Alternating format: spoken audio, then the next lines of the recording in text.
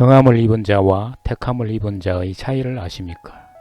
마태복음 22장 14절을 보면 청함을 받은 자는 많되 택함을 입은 자는 적으니라 라고 말하고 있습니다.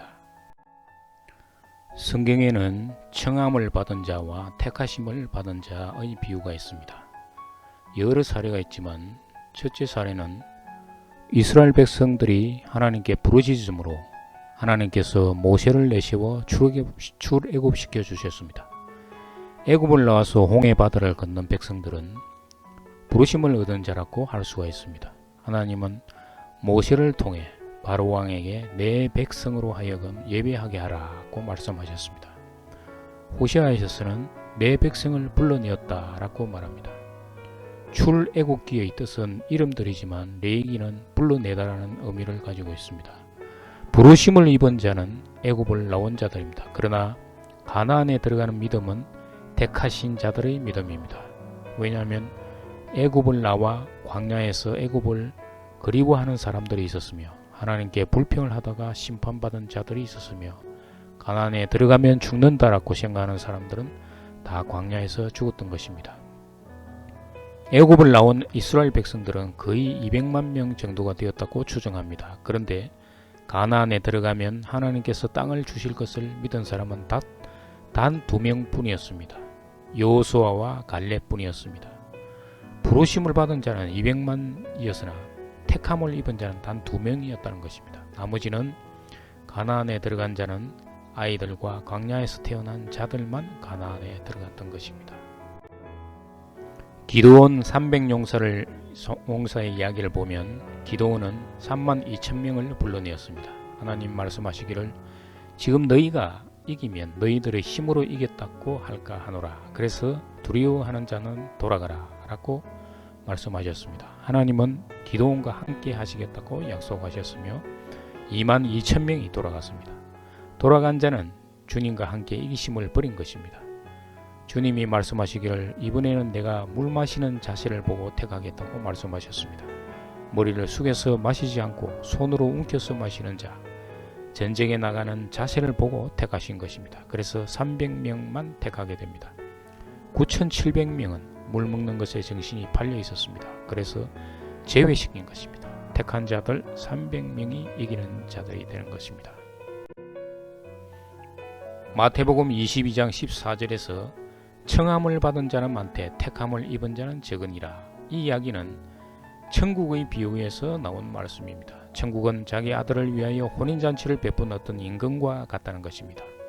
이게 요한계시록입니다. 종들을 보내서 자기 아들의 혼인잔치를 초청했는데 그들이 오기 싫어했습니다.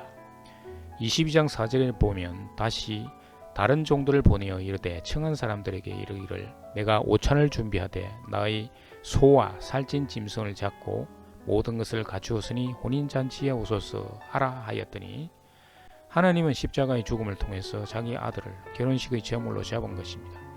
십자가에서 인류가 먹을 수 있는 제물의 음식을 준비했다는 것입니다. 그래도 오지 않는 것입니다.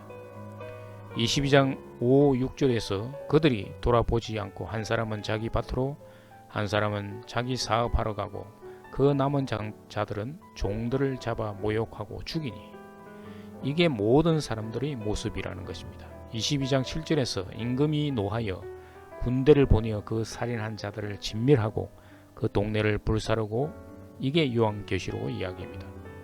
어린 양이 임봉을 뗄 때마다 재앙이 이 땅에서 일어납니다. 요한계시록의 주인은 주님이십니다. 주님이 만왕의 왕이라는 것을 계시하고 있는 것입니다. 마태복음 22장 8절에서 10절을 보면 이에 종들에게 이르되 혼인잔치는 준비되었으나 청한 사람들은 합당하지 아니하니 내 거리의 길에 가서 사람을 만나는 대로 혼인잔치에 청하여 오라 한데 종들이 길에 나가 악한 자나 선한 자나 만나는 대로 모두 데려오니 혼인잔치에 손님이 가득한지라. 악한 자나 선한 자나 차별 없이 다시 불렀습니다. 이게 은혜라는 것입니다. 마태복음 22장 11절에서 13절에 보면 임금이 손님들을 보러 들어올세 거기서 예복 입지 않은 한 사람을 보고 이르되 친구여 어찌하여 예복을 입지 않고 여기 들어왔느냐 하니 그가 아무 말도 못하거늘 임금이 사환들에게 말하되 그 손발을 묶어 바깥 어두운 데에 던지라 거기서 슬피 울며 이를 갈게 되리라 하니라. 바깥 어두운 곳에 대해서 두 가지 견해가 있습니다. 지옥이라는 것과 천국이지만 성 밖이라는 표현입니다. 후자를 말하는 자는 예수 믿기만 하면 일단 구원받지만 예복을 잊지 못했기 때문에 성화되지 못했기 때문에 천국은 가지만 성 밖에 머문다고 말을 하고 있습니다. 성 밖은 지옥도 아니고 성 안도 아니고 애매모호한 입장입니다. 그들은 애굽을 나오면 구원받는다고 생각하기 때문입니다. 부르심을 받기만 하면 구원받는다고 하는 거짓된 교리 때문에 이런 말이 생긴 것입니다. 예복을 입지 않으면 주님이 끄집어냅니다. 라오디게아 교회에 차든지 뜨겁든지 아니하고 미지근하면 토하여 내친다 라고 말씀하셨습니다. 그래서 회개하라는 것입니다. 불로 단련한 금을 사라, 흰 옷을 사서 입으라, 안약을 사서 발라보게 하라고 하셨습니다. 회개는 값없이 거저가 아니라 대가를 지불하라는 것입니다. 그러나 믿음은 값없이 거저입니다. 우리가 할 것은 없습니다. 주님이 다 하시는 것입니다. 그것은 회개한 자, 택하신 자의 믿음입니다. 그래서 부르심과 택하심을 굳게 해야만 한다는 것입니다. 부르심과 택하심의 다른 비유들을 보면 첫째, 자기가 믿는 믿음과 하늘로부터 오는 믿음이 있습니다. 누군가의 초청으로 교회에 처음 갔을 때 예수를 믿겠다는 마음의 결정을 하게 되면 구원받은 자라고 다들 생각을 합니다. 그러나 이는 부르심을 입은 자라는 것입니다. 교회를 헬라어로 에클레시아라고 합니다. 부르심을 입은 자라는 뜻입니다. 그러나 택하심을 입기 위해서는 믿음이 하늘로부터 와야 합니다. 갈라디아서 3장 23절에서 믿음이 오기 전에는 율법 안에 갇혀 있는 자라는 것입니다. 즉 여전히 죄인이라는 표현입니다. 죄로부터 완전히 자유함을 입은 자가 택함을 입은 자들입니다. 주님은 우리에게 부르심과 택하심을 굳게 하라고 말씀하셨습니다. 두 번째, 십자가에서 죽은 예수 그리스도를 믿는 믿음입니다. 부르심을 입은 자는 십자가의 죽음이 곧 나의 죄를 대신해서 죽은 믿음임을 믿는 것입니다. 그러나 택하심을 입은 믿음은 그 죽음이 나의 죽음이라는 사실을 믿는 것입니다. 구약에서 죄인들은 동물을 잡아 그 피로 대속하게 했습니다. 동물과 죄인이 별도로 구분되는 것이 아니라 동물의 죽음이 그 죄인의 죽음이라는 사실입니다. 그래서 죄인과 동물도 함께 죽었으므로 죄가 사해지는 것입니다. 오늘날 예수 그리스도와 함께 장사되는 의미를 이해하지 못하는 사람들이 많이 있습니다. 이를 이해하지 못하면 택하심을 입는 의미도 모르는 것입니다. 로마서 6장 3, 4절에서 무릇 그리스도 예수와 합하여 세례를 받은 우리는 그의 죽으심과 합하여 세례를 받은 줄을 알지 못하느냐. 그러므로 우리가 그의 죽으심과 합하여 세례를 받음으로 그와 함께 장사되었나니 이는 아버지의 영광으로 말미암아 그리스도를 죽은 자 가운데서 살리심과 같이 우리로 또한 새 생명 가운데서 행하게 하려 함이라.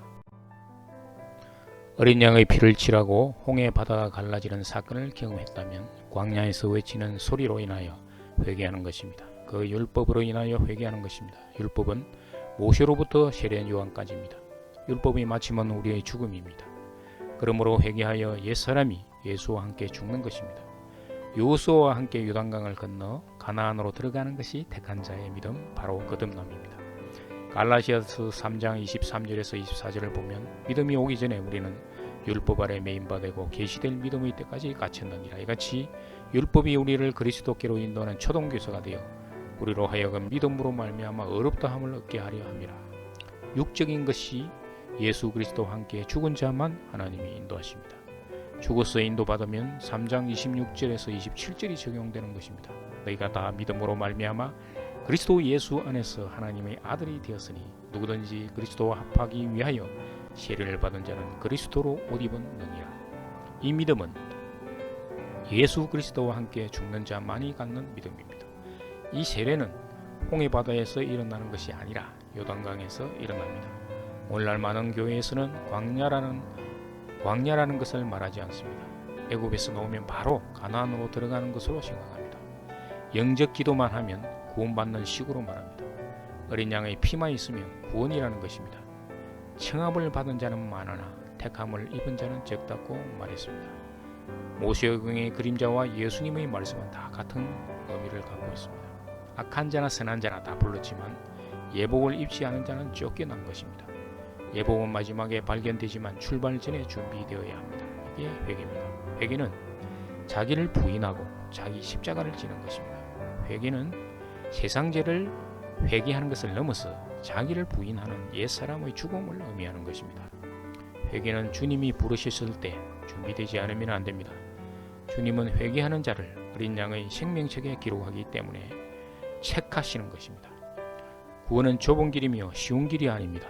이기는 자가 구원받기 때문입니다. 오늘날 대부분 교회가 믿지 않는 자들이 교회에 들어오면 천국에 입성한 것처럼 여기게 한다는 것입니다. 하나님의 사랑을 먼저 전파하려고 애를 씁니다. 자기 부인의 회개 없이 믿기만 하면 구원받는 식으로 말들을 하고 있습니다. 모든 사람들이 하나님의 진노 아래에 있다는 것을 알려야 하고 회개하라고 외쳐야만 하는 것입니다.